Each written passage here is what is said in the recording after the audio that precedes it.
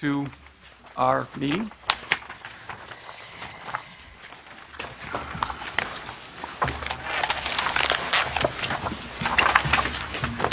And could everybody please stand for the Pledge of Allegiance?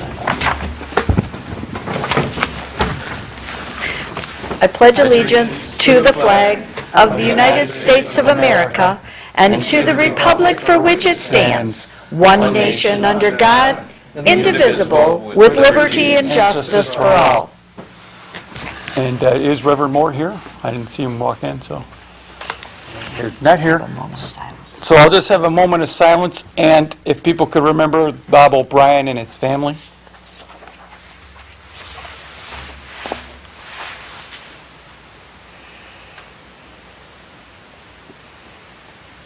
Okay, could I have a roll call? Councilpersons Bear, Yeah, here. Dupre is not here, Ross, here, Salcido, Here. Zor, Here. Tobin, Here. and Mayor Higgins. Here. As I mentioned in our moment of silence, Bob O'Brien recently passed away. Was a big part of Lincoln Park. He was on the school board at one point. At one point, he was a president, I believe, of the Exchange Club. He was a member of the chamber. Him and his wife ran a lot of people know them running the roller rink for years.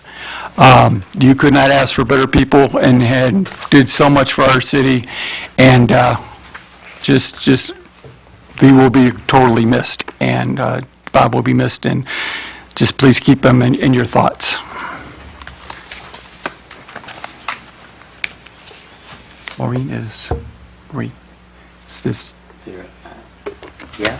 Okay. Had to ask three experts there. First thing up, we got a presentation, a little special. At the Downriver Cruise, we had a battle of the bands this is for the second year in a row, I believe. Third year in a row. This was brought back from some years ago, and it is really cool that we're doing this again. And this year, the 2023 winners were the Motor City Vampires. If you'll step forward, I got something special for you.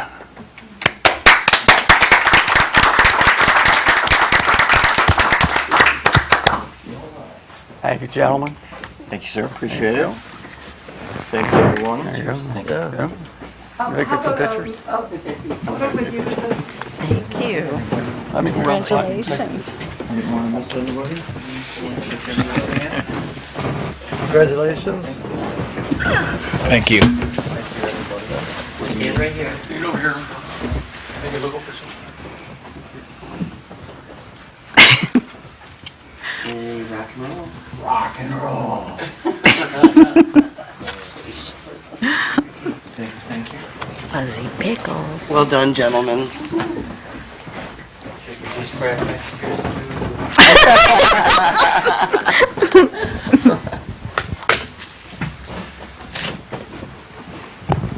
Battle of the Bands was a brainchild and brought back by our Councilwoman Maureen Tobin, and we want to thank her for all that she did to make that happen, and with our new director over there who did a wonderful job that weekend. And big thank you. What's your name again? Motor City Vampires. Motor City Vampires. You're like Johnny Depp's fan. We got a few things we need to go over real quick as well. I'd like to let everybody know the city is hiring, if you haven't heard. We got a lot of jobs out there. We have police jobs, we have fire jobs, and we have a lot of DPS jobs. If you are looking for work, the Lincoln Park is looking for you. So come on out. You can call us at 386-1800, or you can look us up on our webpage. We are looking for some good people to work with us.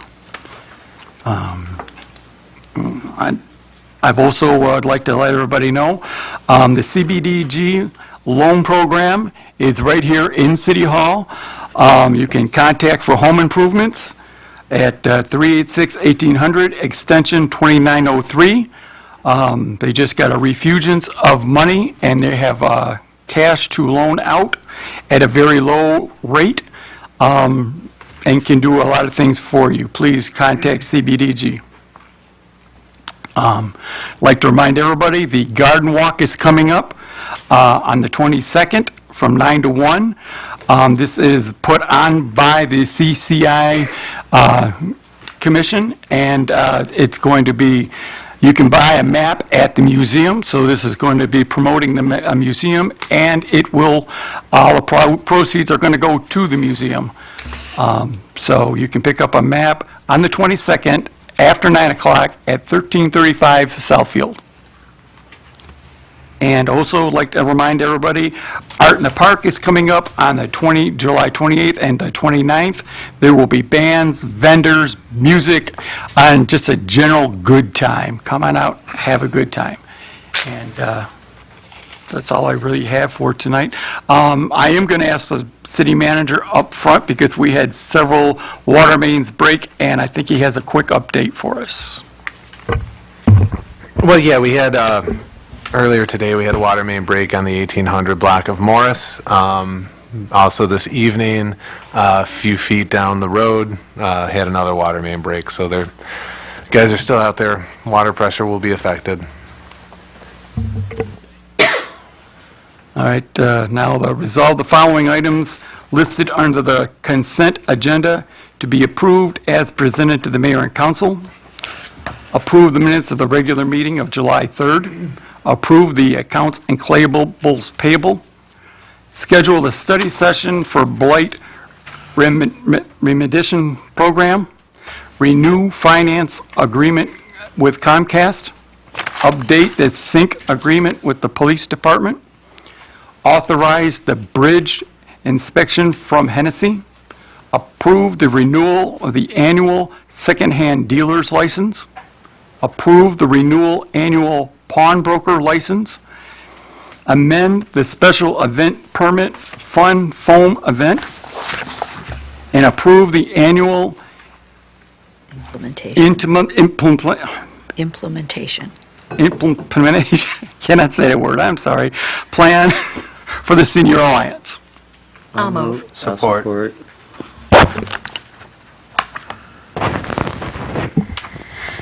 Councilpersons Ross? Yes. Tobin? Yes. Bear? Yes. Salcido? Yes. Zor? Yes. And Mayor Higgins. Yes.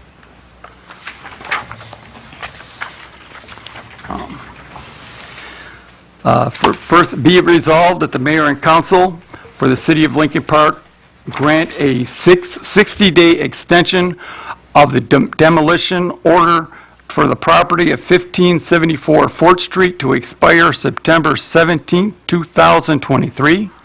Be it further resolved that the property owner shall submit either a cash or security bond to the building department in the amount of $28,000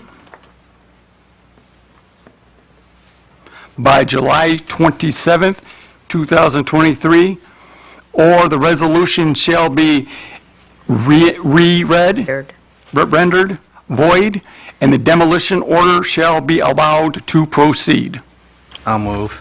We have a mover and a supporter. Councilwoman Ross puts this forward, and I'm supporting it. Through the chair, Your Honor, Yes. if I could, Mr. Munoz is here tonight. He owns the property. I understand that he had a surety bond on this property before, and he has another one, and I believe it's in the amount of $19,000.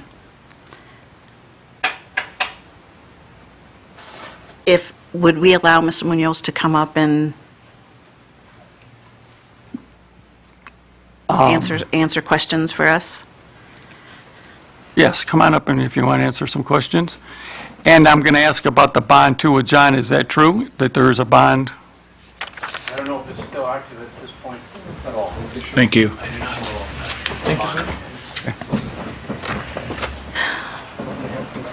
Thank you. Thank you, sir. Thank you, Mr. Munoz.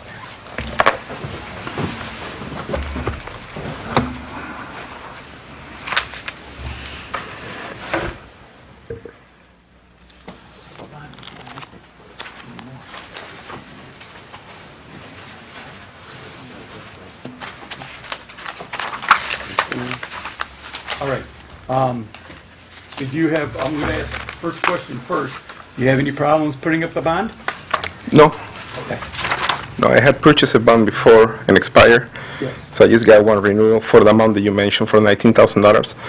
But if amounts need to go higher, I believe all I can do is reach out to my agent to get a higher bond, if that's one of the requirements. Yeah, that will definitely be a requirement. Okay. Anybody has any other questions? Well, I would like to leave it at the 19,000 because I don't really think we're going to need it. Mr. Munoz is prepared to rehab the building. That is correct. We have submitted our plan for review.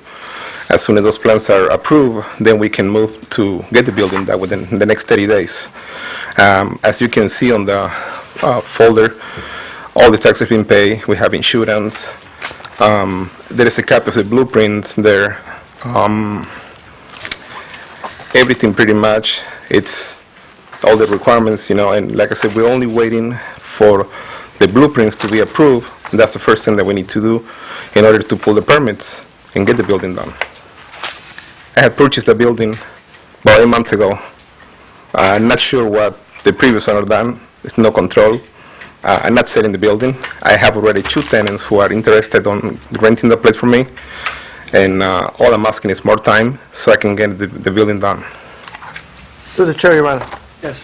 The motion was read in the amount of 28,000. I don't know if Councilwoman Ross, you try to make an amendment to make Yes. it 19,000? Yes. Is that what you're saying? Yes. If you want to say it and see if we get support. I Does she would- have to have the original? Is there support for that? I'll Somebody did- support it. Okay.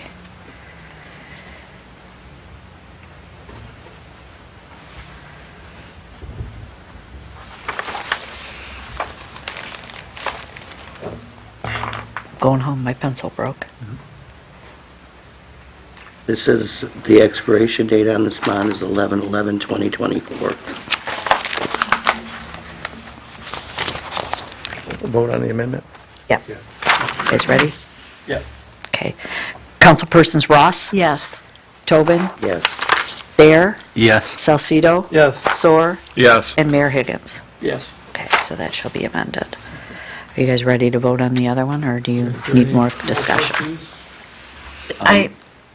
Go ahead. I just want to, we've been back and forth on this property so many times, and I just want to know that you understand that if this doesn't happen within 60 days, that it's going to revert back to the demolition status. Yeah, I do understand. Okay, because we've just gone back for years now, back and forth on this, and we would really like to see that become a viable business in the city. So we're kind of depending on that happening this time. So that's all I have. Thank you. Of course, and as I mentioned, I didn't have control of what the previous owner did. But since I bought it, yeah, we couldn't get it done before. But now we're ready to go. The only thing that's holding up not finishing the building is that the blueprints are not approved. As soon as we get that approved, it should be no more than probably 30 days to get the building done. Just so you know, this is unusual circumstances, and we're trying to work with you because of this, the binding circumstances here. We're just trying to impress upon you, this is not a normal thing. 60 days is it. I really appreciate it, sir. Thank you. I'm just trying to impress upon you. Chair, So, does John have any idea when he'll be looking at the blueprints? Once you approve that it should not be demoed, and we are going to approve that they have 60 days to renovate the building. Thank you. We do not have a legal position to plan review or take this money if you weren't going to accept the offer of reconstruction and re-renovation. Okay, thank you. Once you've done it, we begin. through the chair. So, Mr. Myers, Mr. Munoz just said that he submitted the plans and that they were not approved. Yeah, So is the only holdup the fact that we need to vote on this tonight? I haven't seen the final disapproval, but the only thing that won't let me grant him an approval was waiting for this decision from the council tonight. John, Can you could you tell- come up to the microphone, please, and repeat that so people at home understand what's going on?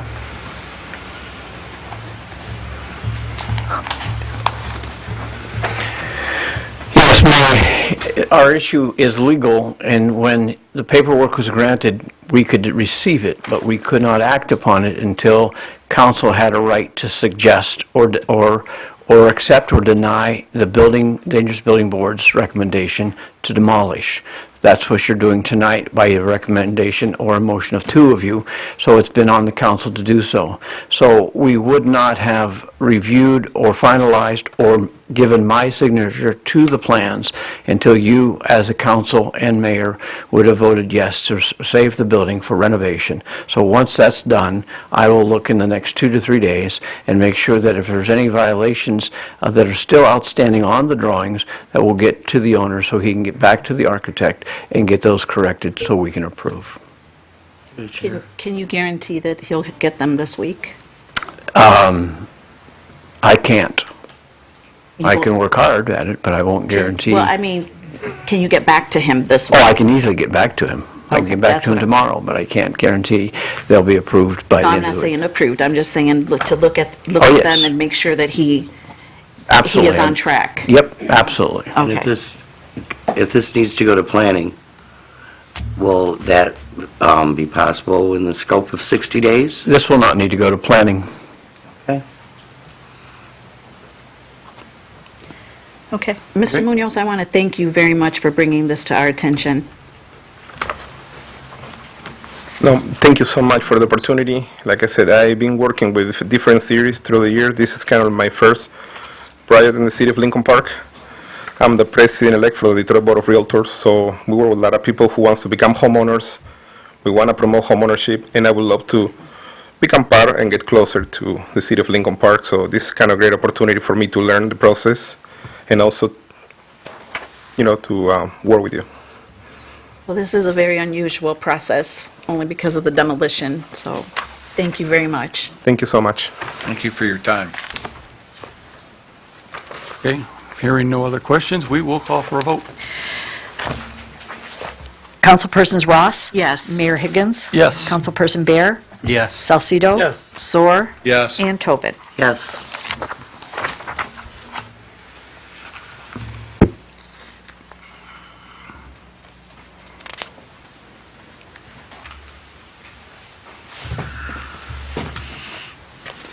All right. Yeah, you can handle this one. Thank you, Mayor. I don't know if it was- Tonight, we are looking to award the tree service bid for a new contractor. We've been with Limb Walkers for the last 2 years and elected to go out to bid instead of extend the contract as it was an option.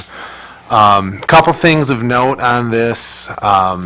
We took a look at our tree program with, our DPS leadership, and we decided we wanted to make some changes. This year, instead of having a constantly running list of trees that we're planning to remove, we're introducing some predictability. We put out all, I believe, 116 trees that we had on the list as part of the bid to get the bulk quotes for those trees to be removed. So we can expect all 116 trees that were on the list at that time will be removed during this first contract year. We're also moving into a more predictable, what we're calling a block pruning program, where instead of just trimming individual trees here and there, we're going to look at the areas that have the most significant need based on reports, and we're going to assign those to the tree service contractor to be done in a methodical way.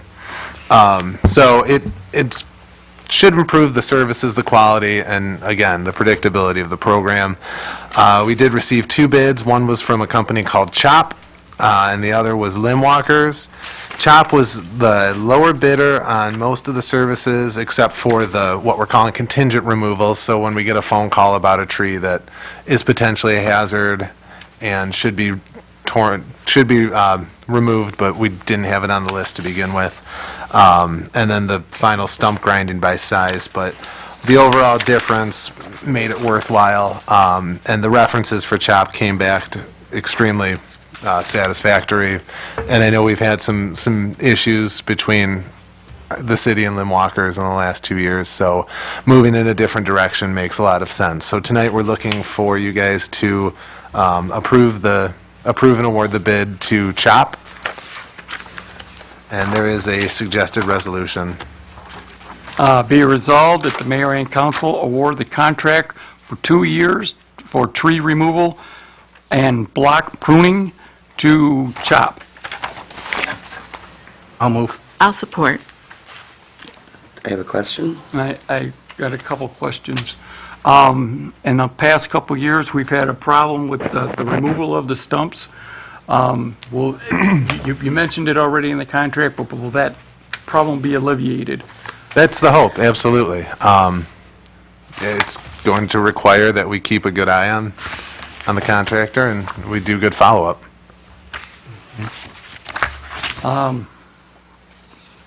All right, and I think Yeah, through the Lillian chair. was first. Where are they based out of? Oh, shoot, I should have known that question was coming up. They have, I think they're closer than Limb Walkers was, but they're not next door yet. But they have been providing services in E-Course, and I think they're looking to have an area to stage somewhere in the area. So, Okay. So, the contract, will it be similar to limb walkers as far as the travel time that we had that issue with before? are you talking about the emergency removals and Yeah. emergency? So we will not have that issue anymore. That was something we wanted to take care of and ensure that we did have a contracted rate for emergencies. And theirs was significantly less than limb walkers. And the other thing, the contingent for the stump removal and grinding, there's a big difference between them and limb walker. And I realize that their pruning and their emergency trims, their contingent, all that is lower. But have you looked at it to see how much of a difference it is between limb walkers, the high cost of CHOP and their removal? Yeah, well, so hopefully, right, and of course, hopefully, the amount of contingent trees are going to be reduced by going through this process. Oftentimes, what we get is a tree that people call and say, it needs to come down. We go out, yes, it needs to come down. We put it on the list, right? Now we can go to the homeowner and say, yes, we have it on the list. It does need to come down. It's not an immediate hazard. So we're going to put it and mark it for next year's tree removal program. A little bit more predictability. That's a lot of residents, they just want to know when something's going to be done.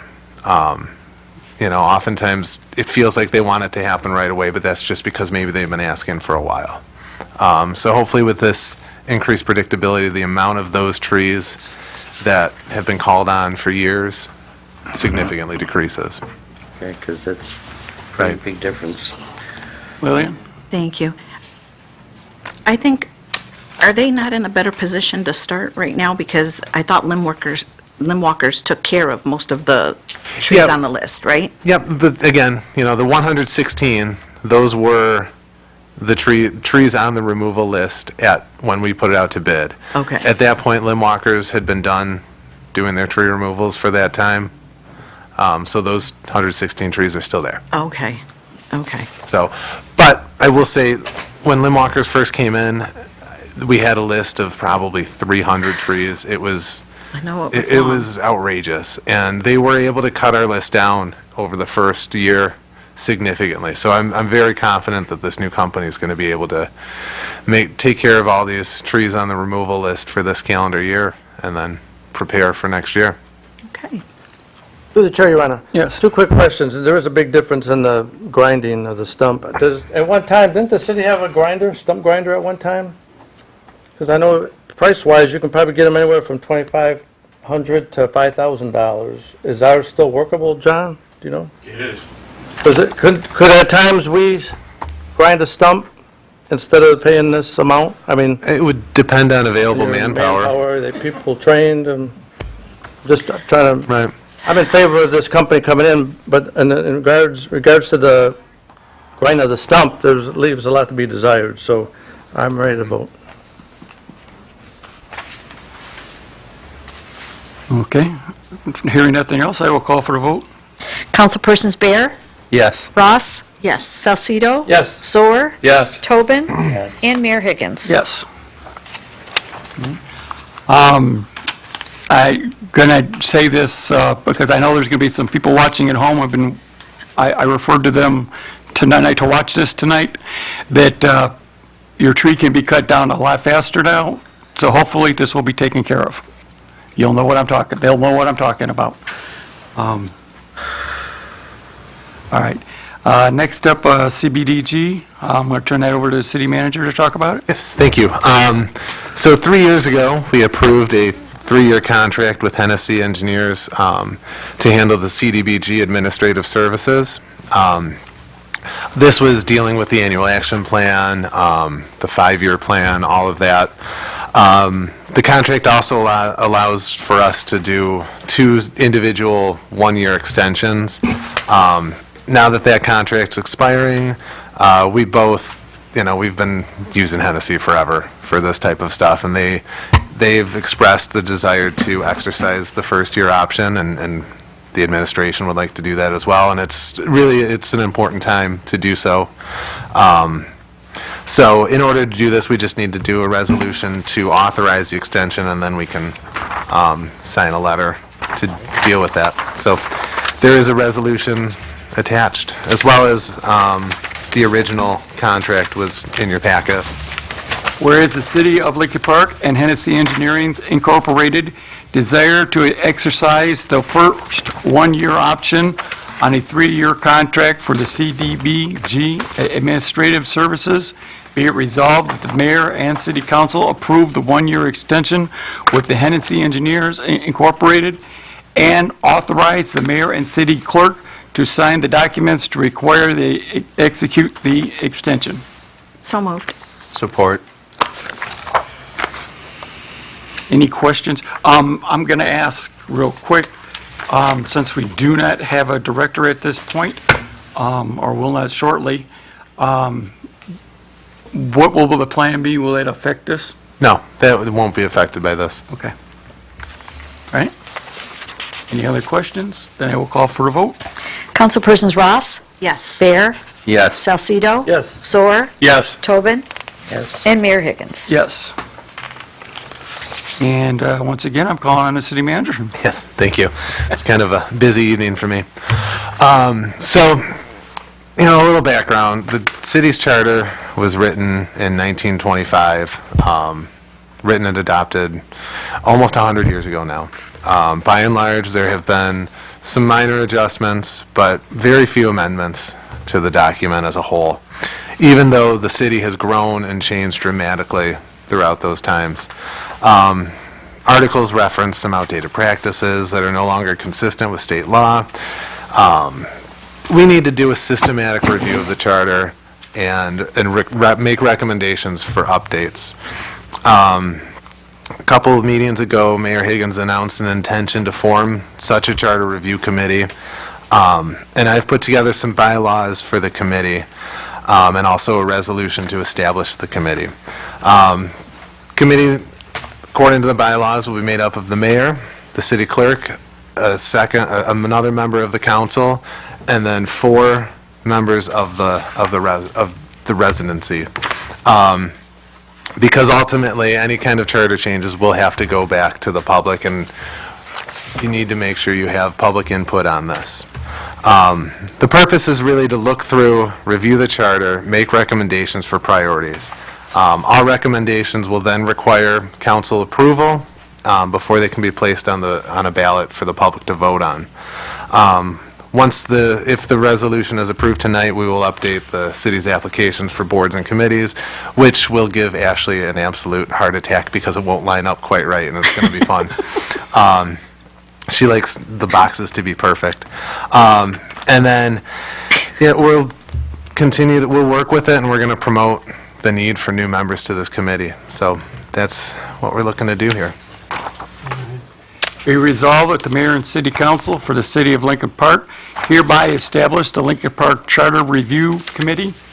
Be it further resolved that the bylaws and for the committee submitted to the city council are hereby approved.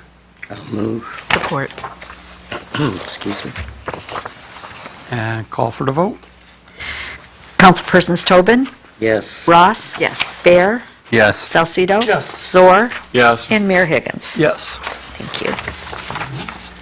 And one more for the city manager. Yes, thank you. And the cover letter didn't end up in there. So this city has some quirks with some of the way we handle some personnel stuff. Specifically, there are appointed department heads that are appointed directly by the mayor and council as opposed to being hired directly by a city manager. Sometimes that creates interesting issues that can prolong either hiring decisions or other issues. So to try and help mitigate some of that and to try and help move things along a little smoother, a little quicker, I'm recommending the formation of a personnel advisory committee that is made up of the mayor and a rotating group of 2 members of council. That group of 2 members of council will rotate every 6 months, and I have it set up to go in the order of finish in the last election. So those who finished first and second will go first and second right after the election, second and third, third and fourth, and rotate every 6 months. The idea here is for me to utilize a soundboard for feedback, to get ideas, to hopefully get a good feel for what the council is thinking on certain issues, and to involve you guys more in the process in a way that can be streamlined and we can have some difficult conversations without having to have them on a public floor like this. So I've also, for that, created some bylaws. And in the packet, there was a typo because I was using the same format as the Charter Review Committee, but I submitted to you guys all a corrected version that has the right name of the committee. So we'd be looking for a resolution to establish that as well. We resolve the mayor and council of the city of Lincoln Park hereby establish a personnel advisory committee. Be it further resolved that the bylaws for the committee submitted to the city council are approved. I'll move. I'll support with discussion. Okay, we'll go for to you first. I'm kind of confused as why this is necessary. And when you say to assist the city manager on personal recommendations for those employees, this would be at the time of hire and a time of negotiation, and we are already doing that. This is setting up a more formal process and a more that we're not doing it in the way you're thinking, because this at least establishes a committee, establishes bylaws for what I'm looking for. It's not just at hire.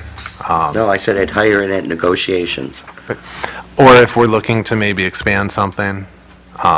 There's a myriad of issues that are personnel related that come to this body that need to be vetted through a little bit before they come to you. And that's what this would be establishing, a process by which to do that. I just think it's better if the whole council is being vetted at the same time instead of 2 members here and 2 members 6 months down the road. I don't agree with this, but that's okay. Go ahead. But we can give it a try, right? If it works, we use it, and if it doesn't, we can dissolve it. Yep, the bylaws allow for dissolution. Okay. Anything? No. Okay, call for the vote. So we had a member from the audience. No. If you're a former councilman would like to speak up? Chris Dowzinski, resident. I guess I'm interested as to why the HR supervisor is not part of this committee, and any vetting process and all that, doesn't that go through an HR supervisor? So if you can disabuse me of that, thank you.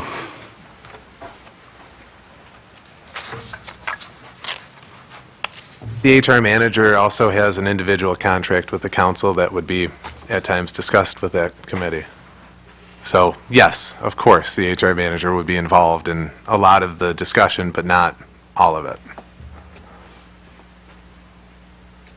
Through the chair, obviously this is voluntary. I mean, if someone chooses not to be on this committee, you can just bypass them until you get your two, correct?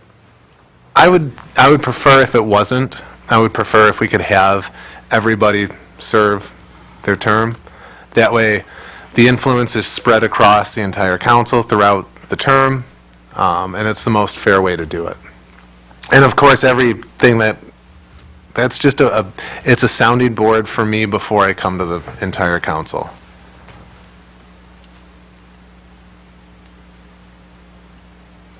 That's all I have. Thank you. All right, we will call for the vote. Councilpersons Ross, Oh, 1 second, wait, I'm sorry, we got another, Sue Satchidan, Down River Sunday Times.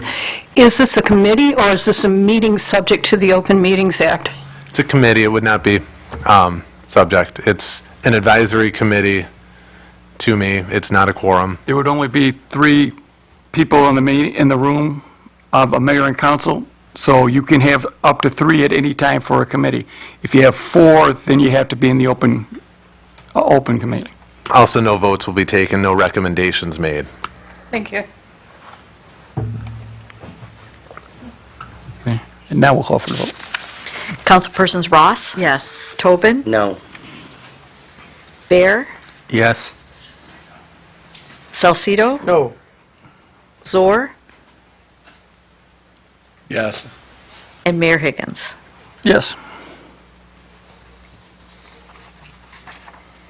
And the next one we have from the city manager. Oh, boy.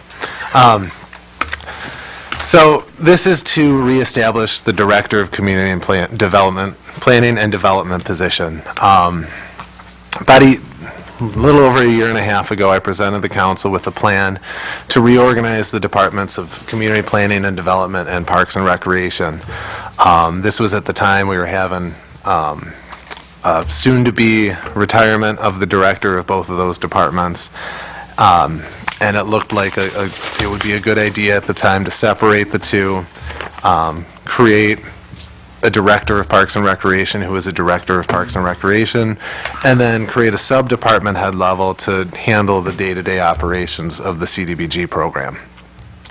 Over the last year, the CDBG program has grown significantly, and it's exciting to see the direction we can go with it. And it's opened our eyes to a whole wide variety of possibilities within the program. However, we need to be looking at creating a director to steer that ship. This would be a position that would be appointed by the council, reporting directly for daily management activities to me, just like the other department heads. And I would be looking to really widely advertise the position, to really get a good broad pool of candidates. I would, of course, we do our normal posting procedure, but I'd also be looking at the MML for their job posting board.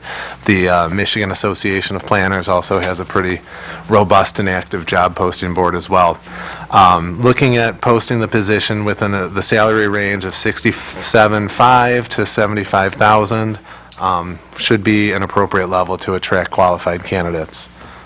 So we've got a resolution for your approval or denial. I'll move. Support. We have to read the resolution first. Oh,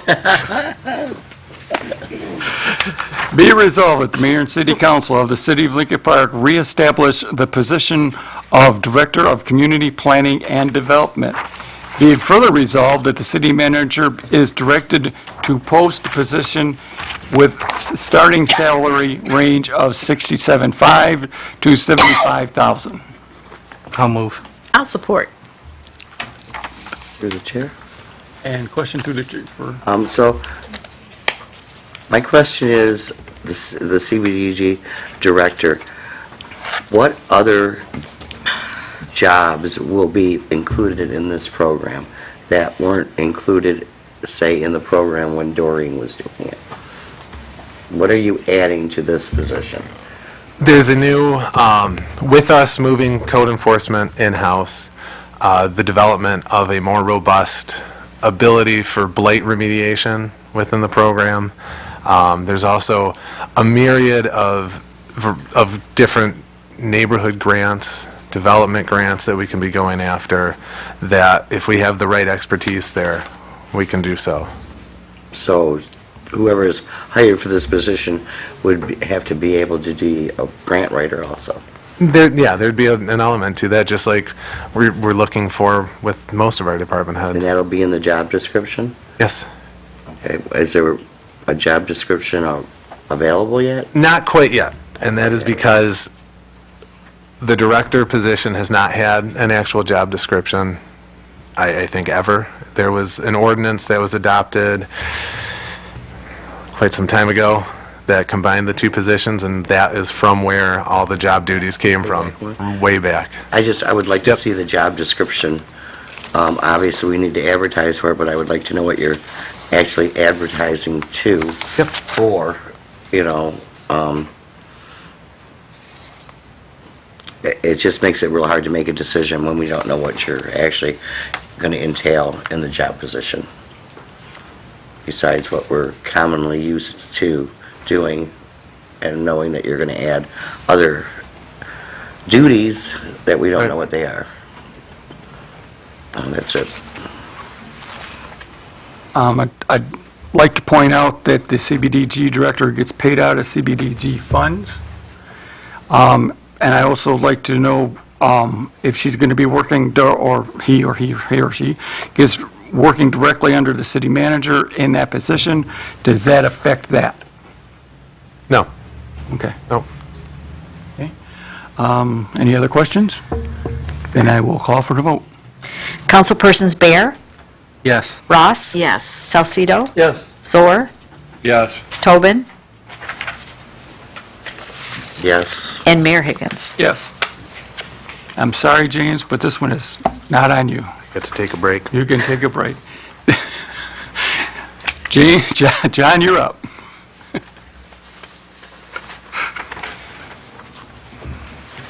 Good evening, Mayor and Council.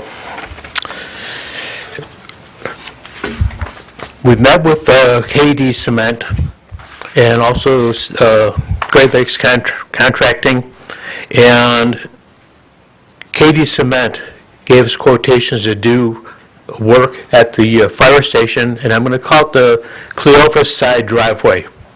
If you recall, they had their other driveway removed and replaced, but that was on Fort Park.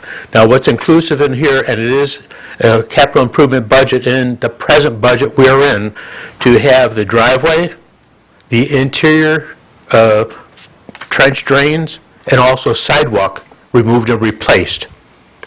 We had budgeted the city has budgeted $145,000. KD Cement came in at a price of $105,348, which is approximately $40,000 less than budgeted. And I'm requesting authorization to extend that to KD Cement. I've checked on their credentials as far as doing, let's call it, bigger work. And they got great reviews from Sterling Heights and Auburn Hills and Southfield. So my recommendation for the mayor and council is, well, actually, I'll read the resolution. Be it further resolved that the mayor and city council approve giving John Kazoo, DPS director, authorization to execute a change order for $105,348 to KD Cement for the fire department added concrete work, and funding shall come out of the capital improvement account 410-001-983000. And I'll move on that. I'll support. Any questions? Then we will call for the vote. Mayor Higgins, Yes. Councilpersons Tobin, Yes. Bear, Yes. Ross, Yes. Salcido, Yes. and Zohr. Yes. One added item, KD Cement will be coming in approximately the third week of August to do the sidewalk program, and simultaneously, they would like to do the, let's call it, fire department work also. John, Thank you. John, while you're up there, can we have an update on the amount of men we've got over the DPS right now, and where we're at? Got several calls today about needing men over there, and earlier tonight, I spoke a little bit about DPS's hiring. Can you give us a little line to get us, some people to get how far higher? Could it wait until my presentation in a short time tonight? We'll do that then. Perfect. Okay. All right. Next, back up for the city manager. Thank you, Mayor. So this topic is the GFL fuel surcharge. Earlier this year, I was contacted by GFL representatives letting me know that they would like to invoke the fuel surcharge clause that is in the contract but has yet to be utilized at this point. This clause basically says that if the fuel prices escalate above 20 cents per gallon based on the set rate at the time of the contract, they could increase their unit prices by 7 cents per unit. It works both ways, right? If the fuel prices drop significantly by 20 cents per gallon, they would decrease their prices by 7 cents per unit. Based on their information, if they had been doing this all along, the city would have already spent more than $59,000 in this fuel escalation charge. They're asking that they begin implementing this moving forward. They have said that they're not looking to go backwards at all, but just moving forward, and for the time when we were talking about this. So I don't know that there's a whole lot we can do, but I did want this to be a council action. I wanted this to be discussed publicly, and questions to be asked here at this forum.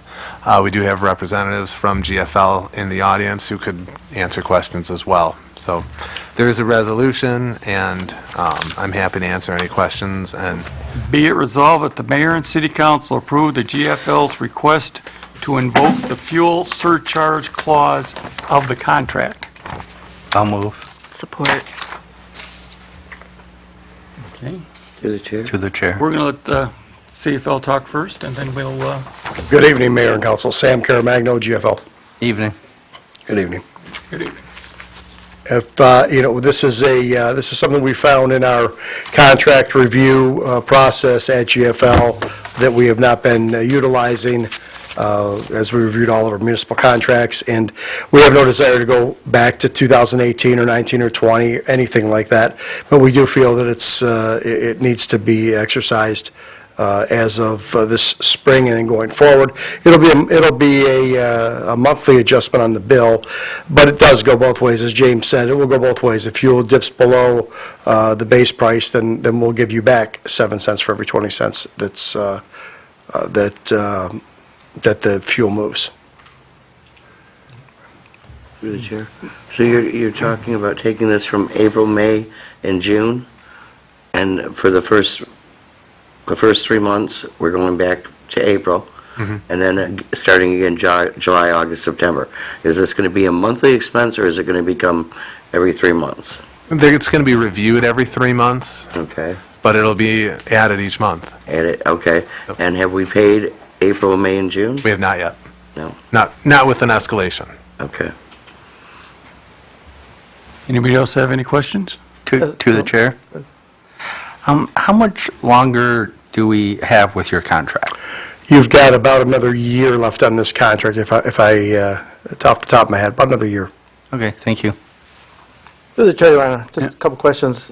The timing of this seems a little weird, because gas prices were escalating 2 years ago, so why are you coming now when gas prices are going down? Well, shame on us. We should have been all over this a year and a half ago. Okay, And, with this increase, can we do something in regards to the need of people getting trash bins delivered to their house if there's a problem with theirs? I know this has nothing to do with that, but since you're here, my biggest issue with GFL is people have broken wheels, broken lids, and it takes a long time to get them. So hopefully with this extra money that you're asking, we can improve the customer service in that regard. And that's my last question, Your Honor. we can. We've got carts ordered. The manufacturer has some delays, as most people do in the service industry these days. There's delays, and Jesse is your general manager. I talked with him earlier today, and he's got carts to be delivered. I think July 27th was what the email I saw. So as soon as they get here, they're going to hit the street, and we're going to clean up any deliveries and repairs that we need to take care of to get this thing straight and then on track moving forward. Thank you. You're welcome. Else to know? Through the chair, since Salcido brought it up, if I could ask. Yeah. Do you refurbish the cans, or do they strictly get replaced? We can refurbish them, wheels can be replaced, lids can be replaced, but if there's a hole from a rodent digging through or something, or if they're completely smashed, they're going to be exchanged for brand new. Thank you. Since it's been brought up, and I don't want to blindside you, but since you have your manager with you too, I'm not gonna lie to you. We get a lot of complaints about CBD, about you guys, about you've missed a lot of pickups, and it's coming to my office daily. And I just want, can I get a reassurance? Can I find out if this is going to be getting better in the near future? It is going to get better. We've got a dedicated route manager on the street every day in the city of Lincoln Park. To no surprise, I heard what you said earlier, Mayor, about your staffing situation, looking for people. We don't want to steal your thunder and try to take people. I know the DPW and John are looking for people too. We're still facing a shortage. We're able to hire. We've got people coming in more now than they have in the last couple of years. We're looking to fill many positions ourselves, both drivers and helpers on the back of the truck. We've raised that wage considerably in the last couple of years to try and attract people. It's still a bit of a challenge, but we're not stopping. We brought in a whole recruiting team at our City of Southfield regional office for recruiting for our 7 locations in and around Metro Detroit. So some of the troubles we're having are staffing issues, but we're trying hard to stabilize that. We're paying upwards of $25 an hour to start driving a garbage truck, and $18.50 for the person on the back of the truck. So we're reaching out and doing what we think it takes to get staffed properly. We don't want to have problems in this municipality or any other. That's why we're trying so hard to get staffed. Okay, and I appreciate the staff issues, and appreciate you coming here and telling us that to the citizens. But I would appreciate it if you're going to have an issue, that on a day, if you could let us know ahead of time, or it would be much better for us for when a citizen calls up and we can explain what the situation is. We can proactively do that. You want us to reach out through Ashley in your office, James? Yeah, that makes sense. Okay, we can do that. And then I also heard that you have you're going to have an internal code enforcement person. Maybe we can partner up with that person too for some other things we see out there occasionally, and they can reach out to us as well, and maybe that relationship will also help things. Yeah. That sounds like a good idea. Okay, thank you. Thank you. Thank you. And call for the vote? Councilpersons Bear, Yes. Ross, Yes. Salcido, Yes. Zohr, Yes. Tobin, Yes. and Mayor Higgins. Yes. Okay, and since James has been so well tonight, we'll just put him right on a city manager's report. Yes, thank you, Mayor. I think you guys have heard quite enough from me tonight, but I'll give you a couple quick updates. A couple times it's been brought up tonight about issues with staffing at the DPS. And you guys are all aware that I am pursuing a pretty robust effort at looking at retention within the department and trying to figure out what we can do better, how we can improve. This effort's going well. I'm about halfway done with interviews, have another 4 employees scheduled this week. I'm hoping to wrap up interviews probably sometime next week, and then be able to start putting together a report that I can get to you guys. It's been very insightful. They've been very helpful, and I look forward to hearing some more from them. One of the issues we had over the last couple weeks was with our emergency standby operation. We ran into a bit where the employees were a little bit unhappy with doing the rotation, and they were looking for some kind of incentive. We were able to get together with the union, come to a good compromise, try and hopefully eradicate the issue. So I'm really pleased that we worked so well together and got it done. A couple other highlights going on right now. Our kids club over at Kennedy is going very well. It's very robust. I was over there this morning and heard lots of joyful sounds coming from there. So things are going well. The program has been doing great the last couple of years since we were able to bring it back. Last thing I want to update you on is the pension grant. This, as you recall, the state of Michigan put aside $750 million for funding underfunded pension systems in the state. I was on a call last week with the team that's putting out the program. They actually only had about $600 million requested in the program. So on this first round, it does not look like there are going to be any issues with proration. It looks like applicants, as long as they were qualified and used qualified systems, should get everything that they applied for. I'm sure there might be some tweaking based on where pensions were at the time of the application, right? Because their goal is to get everybody to 60% funded. So we're looking forward to getting that letter sometime this week, I think. They're supposed to be sending out the notifications beginning today, so it's really exciting. With that, and that's all I really have for you guys. The retention interviews are taking up a ton of time, and it's time well worth. So I'm happy. Ask for more since they have an accent. I've got a feeling there's going to be a second round, and I don't know how that's going to work. There's been an effort across the state to try and get some kind of recognition for those pension systems that have done a lot of difficult things to get themselves above 60%. So I could see some kind of prorated effort there to recognize those, and it's fair. I get it. Through the chair? James, can you give us a couple examples of the standby duties? Like, what would the guys go out if they're on standby? So the standby phone is there for water and sewer emergencies. Typically after hours, somebody sees what could be a water main break, what could be, maybe basement backups, whatever it may be. They're told to call the non-emergency police line, and the guy at the desk will then call the standby phone, who will typically go out and take a look, see what's going on, get in touch with the foreman to start calling people in if it is an issue. The issue is it can be stressful. It can be taxing. Getting woken up a few times a night sometimes not at all.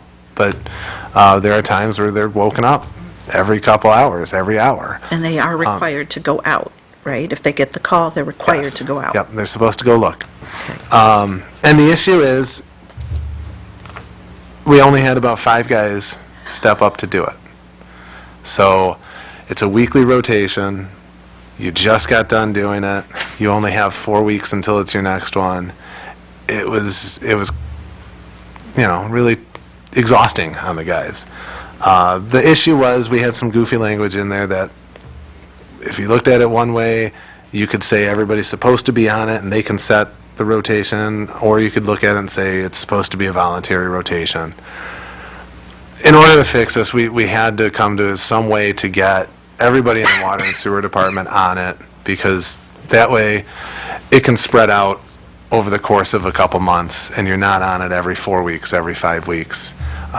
We did have to increase the amount of hours that are paid for it, but whatever we got to do sometimes, right? Now we've got coverage, and it was a really good compromise. To the chair, just to piggyback on Lillian's comment, I can certainly attest to how exhausting it was becoming to the very few people that were still on the rotation, and this was a very necessary and a needed change, and I appreciate the work that got put into this from all parties. And I was wondering, do you have any more updates on the animal shelter? I do not. I know they are blazing through. That'd be part of. Yep. And I intentionally left off construction updates and everything tonight because of who's coming up. I didn't want to, be the opening band that covers the song of the headliner. So, Okay, thank you. You guys have anything? I have something. Since we've gotten the resolution about the trailer parks and the rentals there and that, do you know if there's been any movement, or have we moved in to do any inspections? And is the park going to work with us on this? I'm looking to John Myers, who will come up and address that. Walk up here.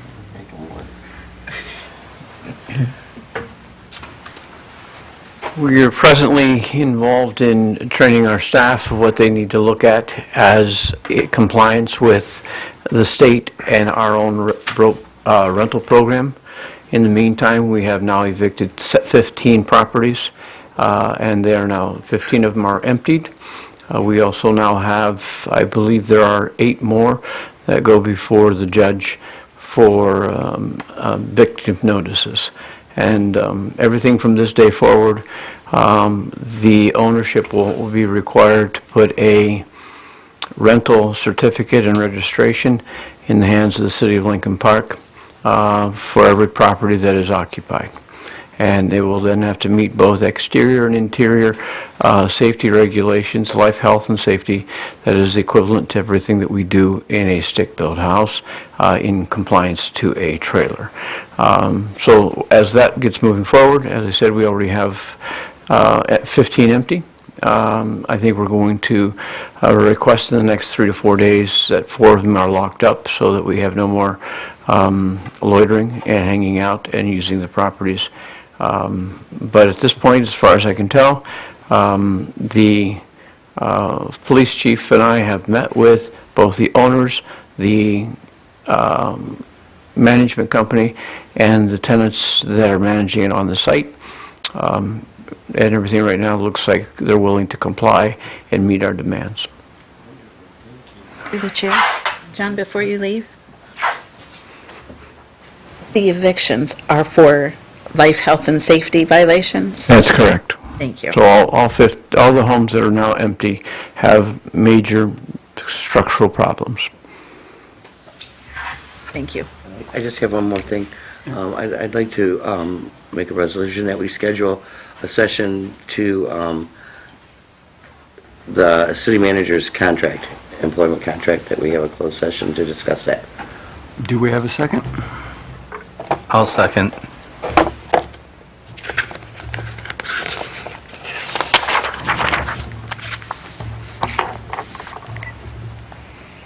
Everybody needs coffee right now.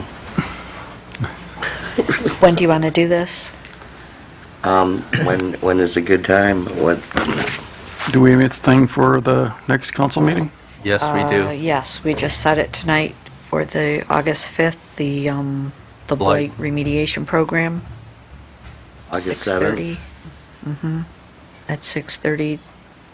How long do you need for this? Do you want to do one at 6 that night? Yeah, we can or- do it at 6 probably. On the 7th?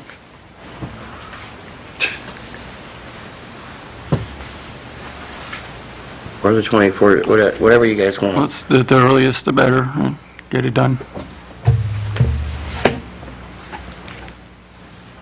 Gives you a half an hour on that. Do you think we need more than a half hour? It's your meeting. Do you want to go on off Monday? Yeah, we could do it in it, well, I don't know what the date timeline is. 14th, the next Monday.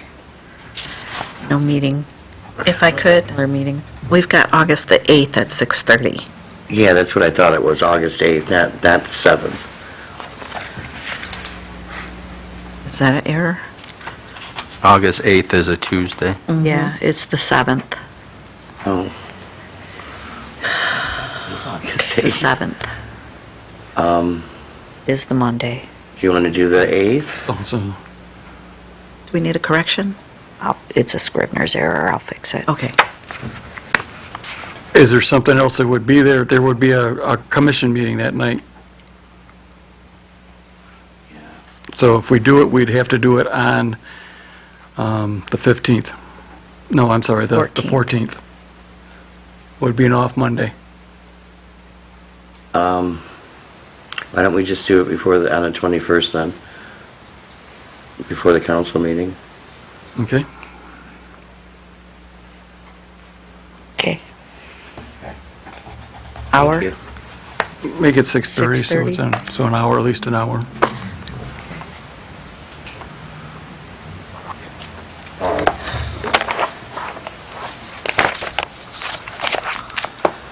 Okay. Okay, call for a vote. Councilpersons Tobin, Yes. Bear, Yes. Ross, Yes. Salcido, Yes. Zoer, Yes. and Mayor Higgins. Yes.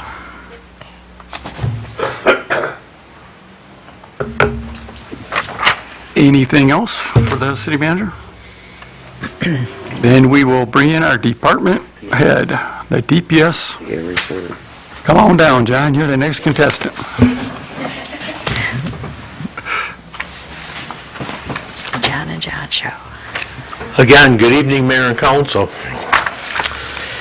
This report is basically for 3 months, April through the end of June.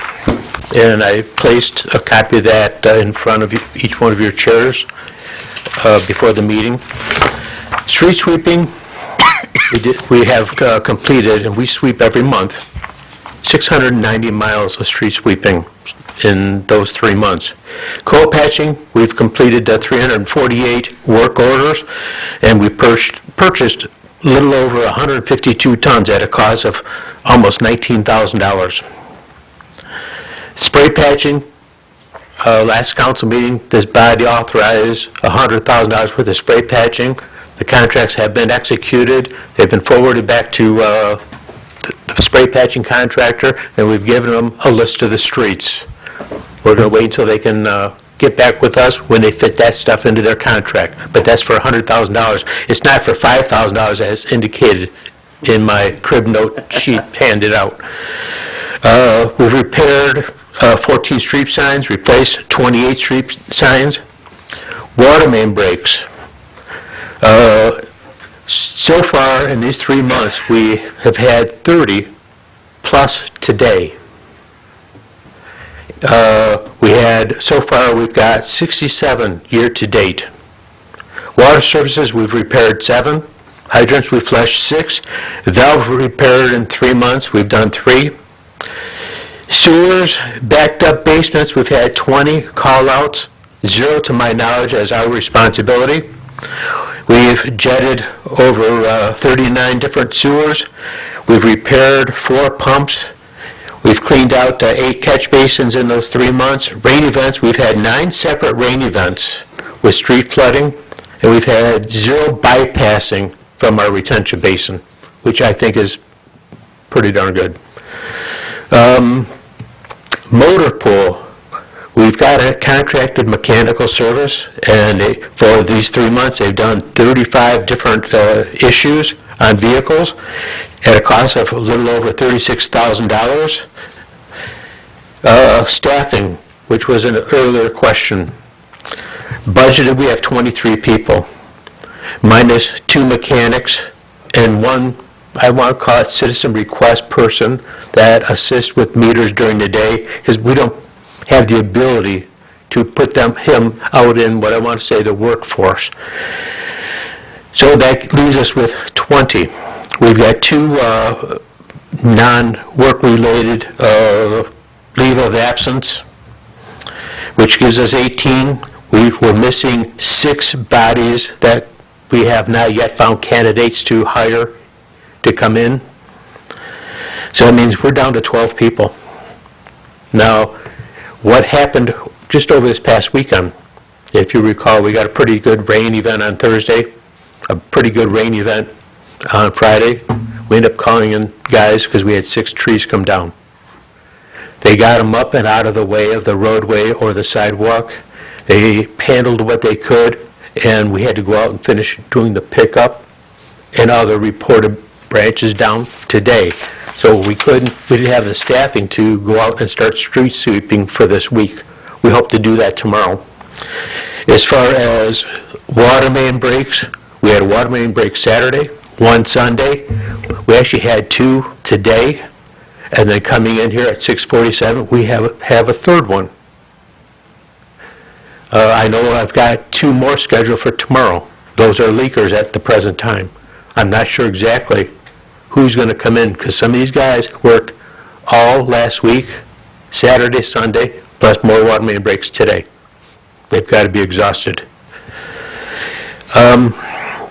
Again, I'll just reiterate, we've got 6 full-time positions waiting to be hired in, and I don't think that we're getting candidates coming in. Our significant challenges are responding to after-hour emergencies, and the after-hour call-out person, that has been resolved. And it is a daunting job, especially during a rain event. You may be being called out or called in after hours when you just got to bed and you just started to fall asleep, and all of a sudden, maybe there's a flooded street, maybe there's water main break, backed up basements, or one of the pump stations, we're getting an alarm that we have to go check on.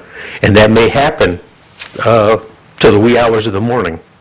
And then sometimes that on-call person has to be part of the water main repair crew.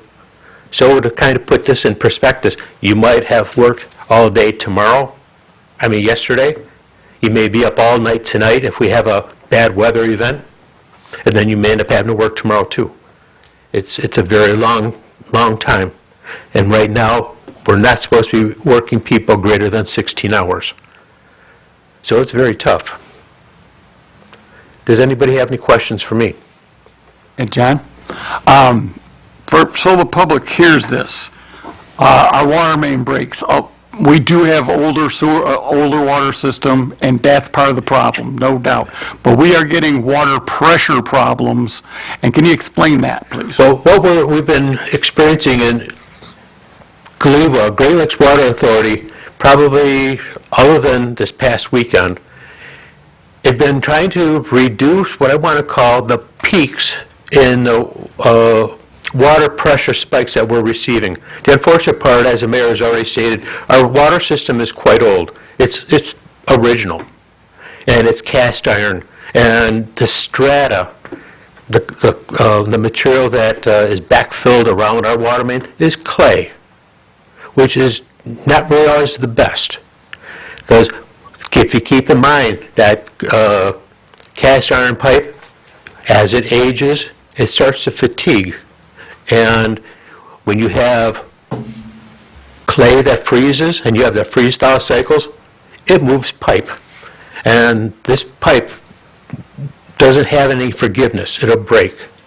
Same thing in the summer, and we've all seen it adjacent to our porches. You walk out, you look at your front yard, you see gaps along your porch or alongside your house because the clay has dried out. When it dries out, it shrinks. It also moves water main brittle pipe, and it breaks. Then when you get the water pressure spikes, that causes breaks also. But right now, as I stated earlier, we're at 67 year-to-date so far. Last year we had 250. At this time, John? Yes. Really? Sorry, through the chair. Go ahead. Good. I'm not sure if you can answer this or James, but where are we with getting the pressure relief valves? That's in process. Hennessy has been working on that, and in talking to, I want to say, the person that was leading the charge on that, he's at the point that he wants to proceed with it. He's got the added information that he needed, and it took a while for him to get that, and he's been in contact with Great Lakes Water Authority for the authorization to be able to do it. So I would venture to say probably in the next month, maybe month and a half, it may be coming back to this body for concurrence to move forward. But I'm sure that in John Hennessy's presentation here shortly, he'll probably touch on that also. Okay. All right. Through the chair, Your Honor. Yes. Two quick questions, John. In regards to that rain event last Thursday, I was on like Gregory, Liberty, and New York Street on this side of 4th Street, and all three were flooded. And I know, if you want to explain to the residents, what happens on a big rain event? Is our infrastructure cannot handle it? Were the sewers clogged up? Were the pumps not working? What answer do you have for the residents? Well, there's multiple answers. Number one, when you talk about pumps, that's usually related to sanitary system or sanitary sewers. Back in the Gregory area, in some of those streets in that area, I don't know if you recall, but Mr. Hennessy will be touching on that shortly. What they have presently is what they call filter fabric, so that you don't get any soil erosion into the storm system. And they're required by law to put that over top of the catch basins. Well, the filter fabric is It's just that, it's a fabric that tries to keep dirt particles out of the storm system. So it could not drain off fast enough for the rain that we received. Now, going back to last Thursday, we had .71 inches of rain. Then Friday night, we had .89 inches of rain. And when we came in yesterday and also today, we had 14 feet in our retention basin. It's draining off right now, but we did not have to bypass. Thank you. Last question. I know staffing is an issue, but have you ever considered put on a second shift, like consisting of 3 people, and if there's no water calls, they can be tuning up machines or gassing up the trucks or doing something?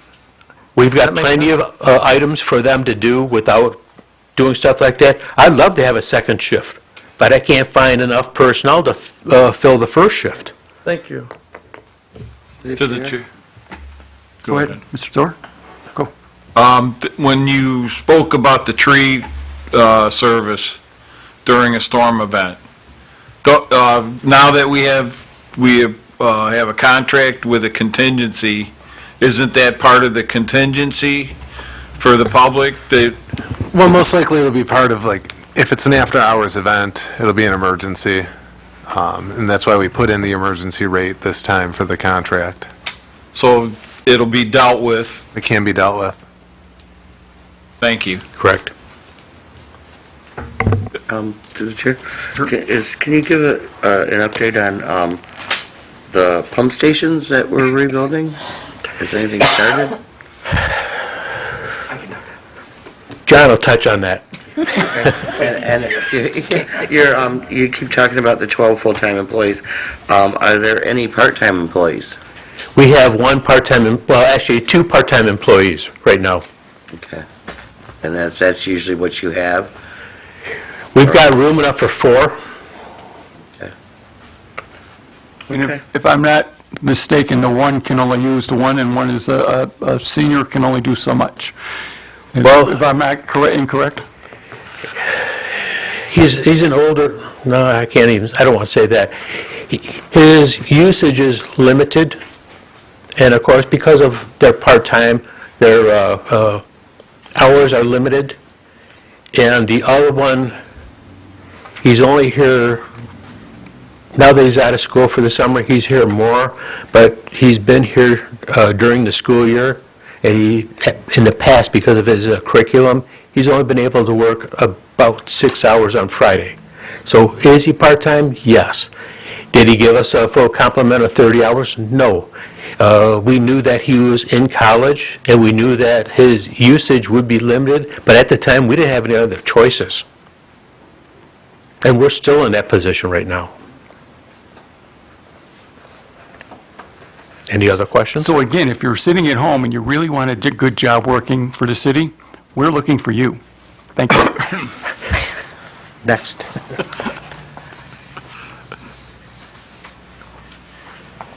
Good evening, Mayor and Council. We have in front of you, I dropped off our overview for the same quarter that John mentioned, and I'll go through some of these. There's about 5 pages here. I don't want to take up everyone's time here. And all of those, I'll just hit the highlights. The very first one is the ACO agreement. I'm going to actually come back to that because we've got some information that we received from the state on Friday about that.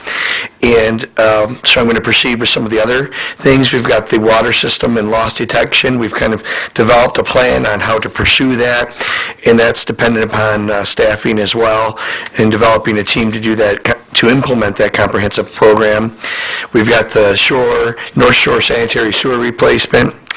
We've got GV Cement replacing the north part of North Shore right now. We're waiting the concrete to achieve its design strength. Riopelle and Mill Street is kind of an unusual situation that I've candidly never seen, where 2 utilities are right on top of each other. And you don't do that for the reason that if the lower one fails, the upper one's going to fail right with it. We've had to do some extensive repairs through there. We've done smoke testing to make sure that we don't have any illegal connections from homes into the storm system through there. And we're going to come through and line these 2 sewers, which will give them an estimated life of 50 years through there, so we won't have to come back through there, but it candidly should have never been that way to begin with. We're working with John's group on the DWAM grant. We have a grant for $562,000 to investigate lead service leads within the community through there. That's being implemented. We had lead and copper service lead sampling. We have completed all of the samplings as required by Eagle for our submittal this year. Bridge inspections, that was on the agenda this evening. We'll inspect all 9 bridges through there and update all the load ratings through there. That will be filed with M-Bridge with the state of Michigan. Keeps us in compliance with our Act 51 money. A water reliability study, we have to do a water reliability study every 5 years to demonstrate that we've got adequate fire flow within the community, look at the pressures throughout that systems. We're in the process of completing that. That's due at the end of the year for us. We've got capital improvement program, the water capital improvement program. As John mentioned, we've been dealing with GLEWA quite a bit on the PRVs to demonstrate the actual need for the PRVs and exactly what their pressure spikes are through there. We've got GLEWA finally to see our position through there, and we should be out to bid within 30 days. We'll be in front of the council requesting authorization to bid through there, to put those through there. The sanitary sewer studies, that's part of the ACO. We've begun to do that and to look for excess I&I. And I will tell you, as John mentioned, we've received 2 significant rain events back-to-back with no bypassing. And that's really the success of the fruits of labor that's been done for quite a while. Because the ACO is really a result of overflow bypasses really since 2011 through there, and to have 2 substantial rain events. And what the public needs to understand is the first event, it saturates the ground so that when the second event comes, it's almost like it's all surface, hard surface area, because it just doesn't have the ability to absorb the water through there. And the fact that we did not have a discharge from our retention basin when in the past we would have, demonstrates that the tightening up that we've done with the sewer system over really the past 5 to 7, 8 years is starting to really pay off. And so I think Eagle's very happy about that, and I think that demonstrates in some of the things that Eagle's done with us as well. We've got sanitary sewer cleaning going on. We've got concrete reconstruction, water main replacement. Retention basin, we've done some repairs with that with the ARPA money through there. CDBG program, that's ongoing, which is Ferris reconstruction from Southfield to south of White Street through there. That's ongoing through there. The animal shelter, that's we've poured the foundation, we've gotten the masonry walls, and we poured this week the floor. So we're making really good progress with that. So that's great to see. Police station and garage addition, that's the exterior walls and roof in both additions are complete. We're working on the exterior trim through there. London Street paving, that's a London resurfacing from Dix to I-75. That's a local project that was funded by MDOT, 81% from MDOT. It's MDOT, we have to adhere to MDOT plan requirements and pay items through there, but that's gone real well through there, and that's been completed, and MDOT's content with that. The Waterman Replacement Program, there are 4 streets that we have, Gregory, Stewart, Merrill, and Pagel. We're beginning to, Murphy is the contractor, they're beginning to do the pipe bursting on this week through here. Asphalt resurfacing, that's through Hutch Paving. We have 3 streets, Washington, Grant, and Clovis, and they're starting on those. We're going to look at our program to see if we've got some more through there. Road reconstruction is Richmond and LeBlanc, and that's proceeding through there. The sectioning program, that's ongoing through there. Utility repairs, that's pretty much ongoing as well. Fire station approach, obviously Great Lakes has completed the east approach, and the council just awarded the north approach, which would be great through there. And then I'm going to jump to the very last one, which is the Clean Water SRF project plan. We were authorized by council to submit that. We prepared a project plan through there. We scored 100 points out of 100 points with Eagle.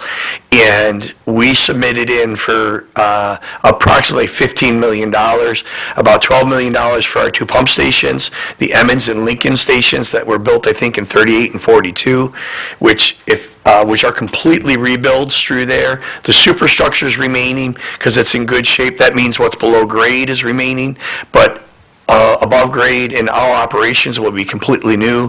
Electronics will be new. We'll be able to see, John's group will be able to see in real time exactly how the stations are reacting, how much flow they're getting, what's their percentage of operations within the pumps. It'll allow us to actually respond to the system much quicker through there. And because we did score 100 points through there, we should be eligible for loan forgiveness on the $15 million, hopefully 30 to 40%. You know, I always get nervous saying numbers, but that's historically what they've done for those types of awards. They have received approximately $1.6 billion in requests, and they have $800 million for funding.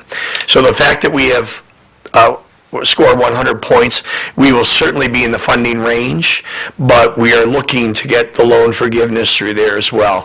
We will find out where we fall within a month or so, and at that point, we'll work with the administration on how to present that, because originally we were looking at potentially using ARPA funds to use those, so it gives us a little bit more options now. It gives the council more options that we'll present to you on how to proceed with that.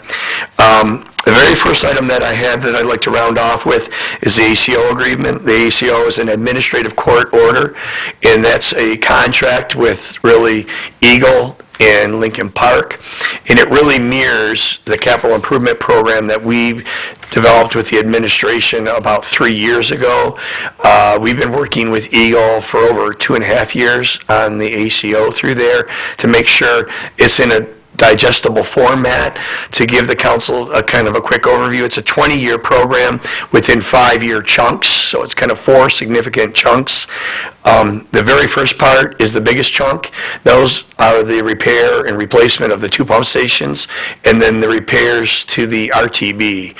Years ago, the RTB was in such bad shape that water was just coming out the side of it, you know, and we've really gone through there. We've repaired the cells through there with John's group through there, and it's been really good. And I think Eagle has seen the work that the community's put forth. We have, the administration, John's group, and the finance group has done a great job in working with Eagle in developing the ACO.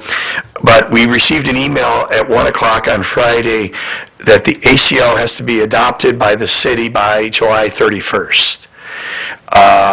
And for us to score points in the clean water to get us the 100 points, I would like to schedule a meeting with the council to review the ACO. We've talked to the council a few times about the ACO. I don't think it's anything, none of it's earth-shattering, so to speak, to what you weren't already aware of, especially since you've seen the 20-year capital improvement program that we've presented. It really mimics that, but it's a substantial document that we'd like to present to council and have reviewed. And I hate to take another evening of everyone's time, but I think it's real important, and we'll make ourselves available as well anytime the council sees fit. Before July 30th. But if we could do it next Monday, I think that would be a great thing. That would be the 24th. That would allow us to get it into, and what's driving this is the SRF program is legislated.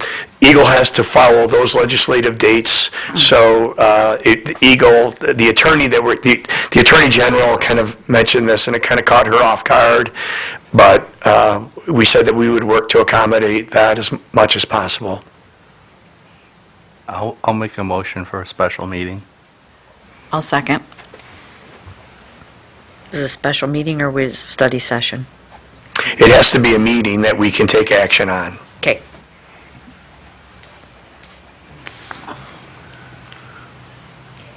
Just so you guys know, there is a compensation commission next Monday at 7 o'clock. So is 6 o'clock good for this one? Sure, yeah, I mean, we can I don't think we'll be more than an hour. We just like to present kind of the highlights for the council and make sure everybody's comfortable with it. Okay, so the resolution will read, resolved that a special meeting be held on July 24th, 2023, 6:30 PM in the John A. Aloisi Council Chambers, 1355 Southfield Road, to discuss the ACO. Is it 6 or 6:30? 6. 6, Yeah, okay. sorry, I apologize. 6. Okay. We'll call for the vote. Okay, Councilpersons Bear?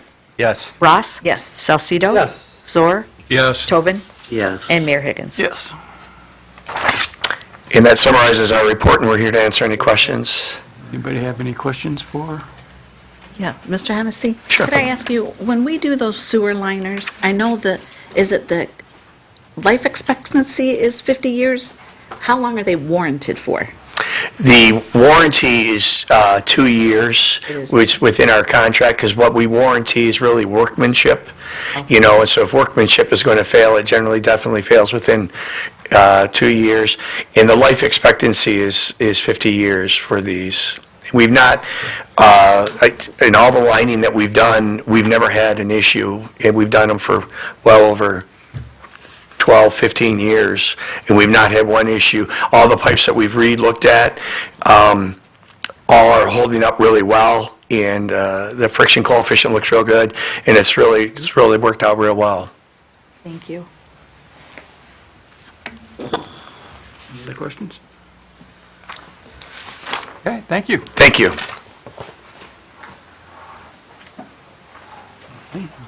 Call for citizens' communication. Anybody would like to speak to this body?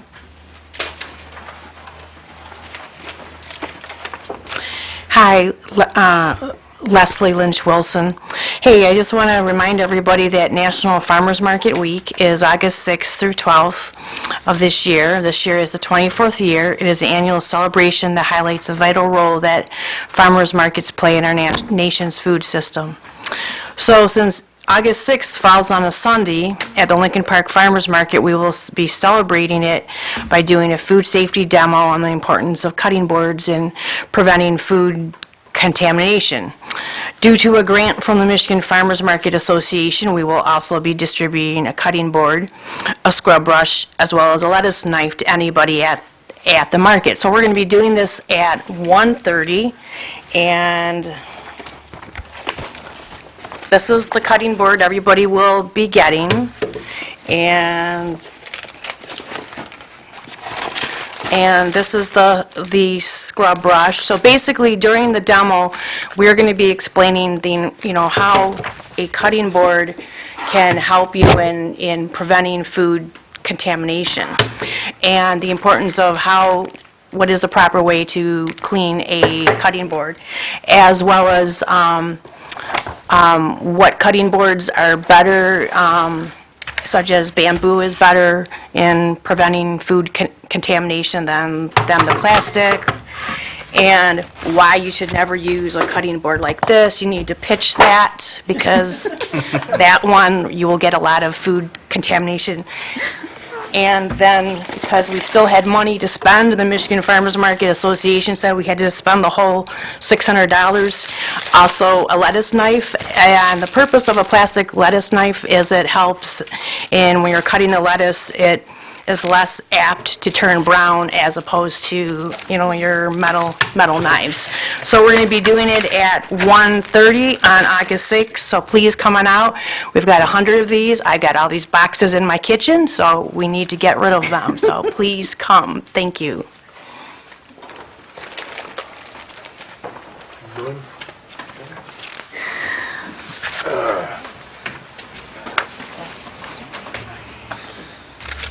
Good evening, Mayor and Council. Richard Kudrak. I want to talk about trees. You talk about cutting down 116 trees, but you did not there was no resolution to grind the stumps. If you're going to cut down a tree, somebody's got to grind the stumps. That's got to be mandatory. One of the things you didn't talk about was trimming trees. You drive down any street in a city and you see these trees that were, these massive 60-foot maples that were built, they were planted 60 years ago. Huge trees, overhang all the property on both sides, the street and everything. some of these trees maybe don't have to be torn down, but certainly should be trimmed a little bit. One of the things that I mentioned was, I sent you an email, I said, can residents nominate a tree for possible service? And of course, I got no response, and you didn't discuss that. But I'm sure that if you got 116 trees scheduled for removal, some of these have been on somebody's list for years. I think one of the things you should do is post those 616 trees on the city's website. So if you nominated a tree several years ago, you might want to know, yeah, this is the year it's going to be cut down. Or you might know that this is not the year it's going to be cut down. Because I said, I nominated a tree several times, I never got a response. And one of the things I thought was, if a resident nominates a tree for possible service, somebody should say it doesn't qualify, yes, it'll be cut down, yes, it'll be trimmed, or, you know, we're not going to touch your tree. I got a question for John Meyer, if I might.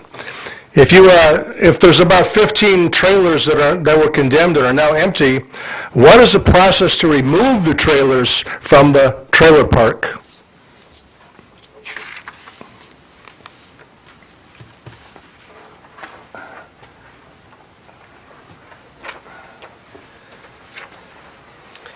The owners of the property have the first right of correction. They have the right to offer a renovation of the property and put it back to use, or if they cannot afford to do so, then we will give the court a recommendation, because it'll go through them, for us to bring it to dangerous building and drop them or remove them.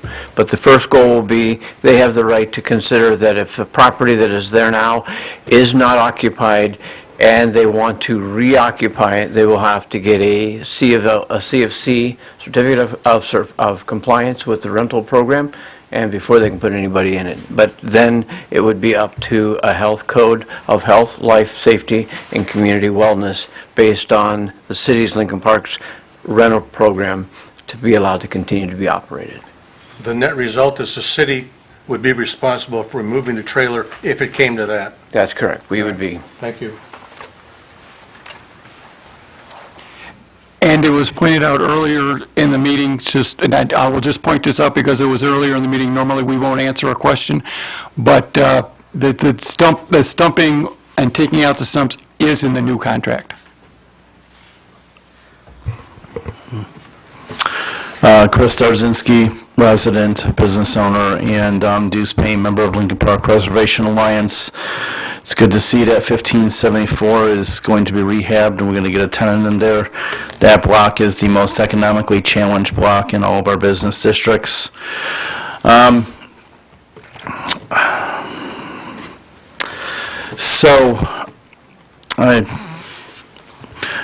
Former Mayor Tom Carnes, one of the things I really appreciated about him was his very orthodox adherence to Robert's Rules of Order.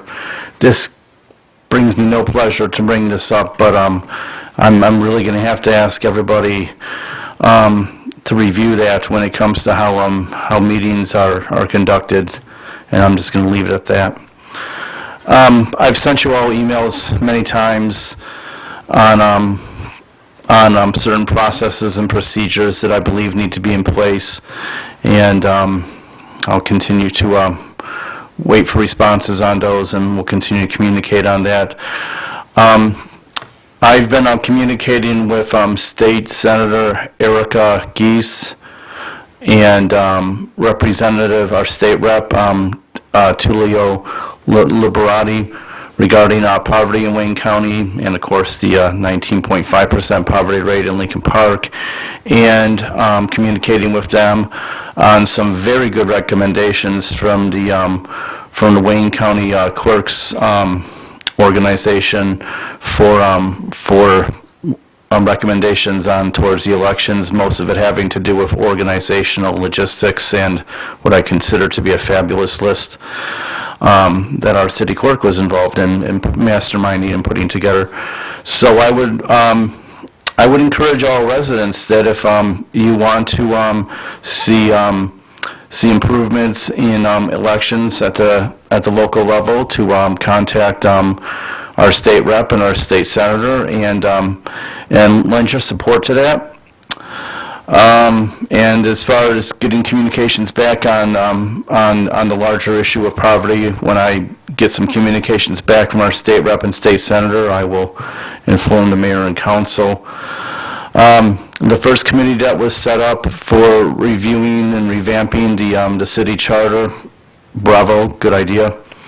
The second committee, I'm going to offer you the courtesy that I'll send you some communications on that later on this week when I get it more formally put together in my head. Wow, there's so many other things. Lincoln Park Farmers Market needs volunteers. Every club and organization in Lincoln Park needs volunteers. If there's something you want to do for the city and you don't see a club or organization or volunteer group addressing it, then put your own group or organization together.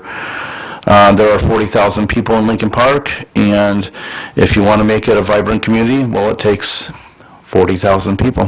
Thank you, everyone.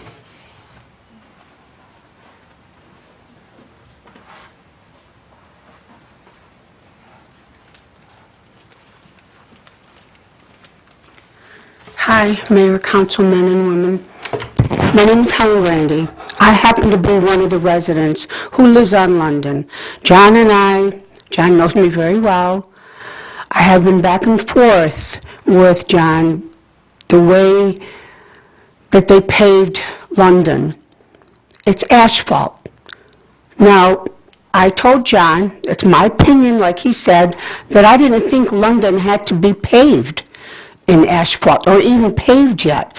The street behind me, Richmond, if anybody has driven down it, is horrible. That should have been done. So my street is paved with asphalt.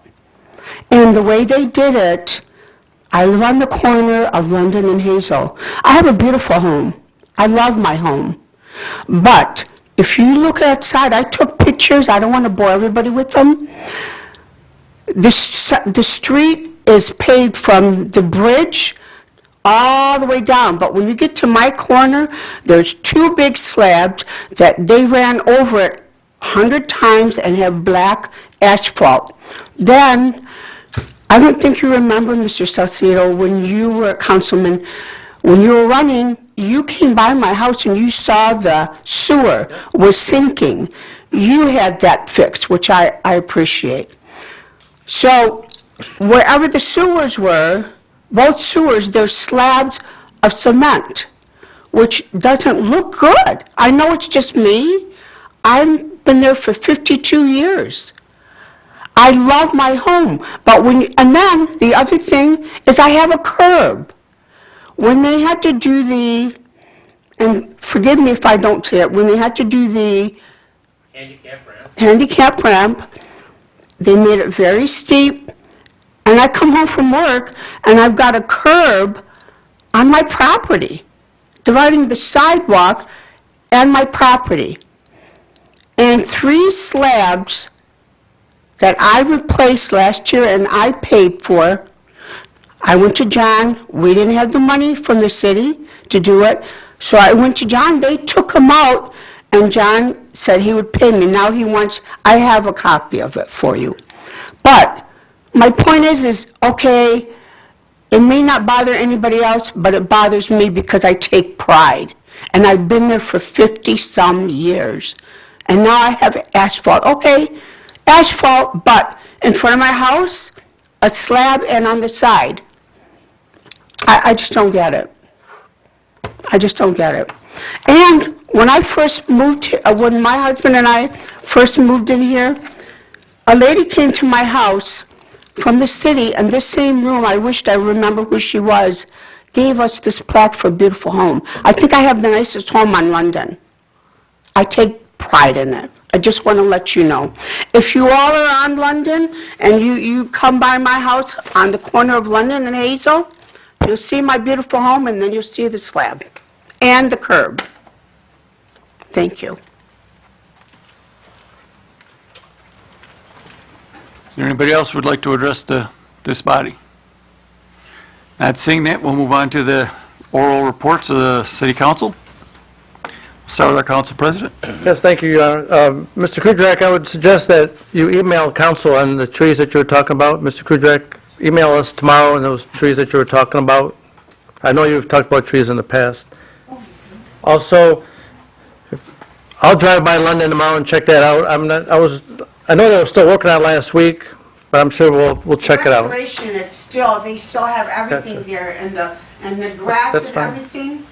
You made good points. And Leslie, I don't need no cutting boards. I'll make my report brief. The last 2 weeks I had some time off, so I got to visit some restaurants in Lincoln Park. So I'm just going to rattle them off. So Pancho's, Los Charros on Dixon Goddard, La Finca Restaurant, 3 Mexican restaurants, all different styles, but great food. Not to mention the Subway on 4th Street, White Castles, Wendy's for breakfast, McCaffrey's and Chesley's. My wife was out of town for 5 days also, so that's why I ate out a lot. There you go. I encourage you to all eat in Lincoln Park first, okay? That's all I have, Your Honor. Thank you. Okay, we'll go with Maureen next. I don't have much. I just remember the end of the month is Art in the Park. There's some really great bands booked. Come out and have a good time. We spoke earlier, please keep the family of Bob O'Brien in your thoughts and prayers. He was really, really a wonderful man. Bob was president of the Exchange Club, and I don't know, maybe 20 years ago, he had this vision of putting the bands at Lincoln Park Day in the back of the park in the woods. Well, guess what? That's what we're doing this year. It's all planned out, it's all revamped, it's all changed around, and I'm very sad that Bob did not live to see this because it was always one of his dreams. But I know he'll be watching. I'm very honored to be part of his vision on this. So keep his family in his thoughts and prayers. Lincoln Park Days is August 25th, 26th, and 27th. And we have great bands. We have a whole new setup this year. You guys are really going to like it. We're utilizing the whole park from Abbott to Dix. So please come out and enjoy yourself. Support Lincoln Park. Parks and Rec will be out there on Sunday doing a Kids Day with all kinds of events. We're just really trying to do more things this year and make it more enjoyable and different than it has been in past years. So that's all I have. Everybody stay safe and don't let it get too hot out there. Lillian? Thank you. I'm going to start with the Wayne County's household waste collection. The next date is August the 26th. That is from 8 to 1 at the Westland Shopping Center. After that will be October 21st, also from 8 to 1 at the Wayne County Community College in Taylor. But don't forget that we still have orange cards, right? The vouchers. So we do have vouchers here available for you if you want to take your hazardous waste to, I think it's Livonia. I'm almost sure. And then I want to add that the Community Improvement Commission is the one hosting the Lincoln Park Garden Tour this Saturday from 9 to 1. And you pick up your maps at the museum, and donations will benefit the museum.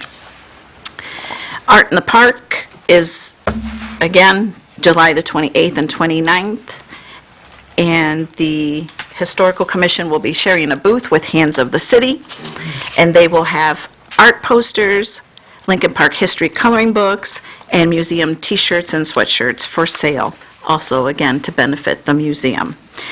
And don't forget, this is what the t-shirt looks like. I had one, and of course, I walked off without it. But that is the design by Mr. Bill Morrison. And the t-shirts are $20, add 5 for extended sizes, and $30 for the sweatshirt, and add 10 for extended sizes. So hopefully we will see you there. Thank you. Mr. Bear? I would just like to add on to the garden walk. I was a volunteer last year at one of the residential gardens. I very much enjoyed being able to meet and greet everyone who participated last year, and I will be doing so again this year. And they are still looking for a volunteer or two if anyone on council would perhaps like to volunteer at either, it could be it could be one of the community gardens like at Mixture or maybe John Paul II, or it could be a resident. I'm not sure which spots they have to fill, but I do know they are still looking for 2 spots. And that's all I have. Thank you. Who do they contact? They can contact our mayor. And tell them, contact me or Annette, either one. Okay. Okay. Mr. Zoll. Thank you. I want to just say congrats to Sergeant Mueller, who retired last Friday after 26 years of service. He was also active in our community policing as a sergeant. He did great things to create a partnership between the PD and our community, and he should be thanked for that. Thank you, Sergeant Mueller. And with that, I have nothing further since our school's out. School's out. Again, thank you, Sergeant Mueller, for everything you have done. And I'd also like to remind everybody, Thursday, if it's a Thursday, there's music in the park at the band shell. And this week is a band that I've been waiting for 2 years. Magic Bus will be at the band shell at 7 o'clock. Come out, have a good time. And with that, I resolve that the meeting be adjourned. So moved. Support. Councilperson Salcido? Yes. Tobin? Yes. Bear? Yes. Ross? Yes. Zor? Yes. And Mayor Higgins? Yes.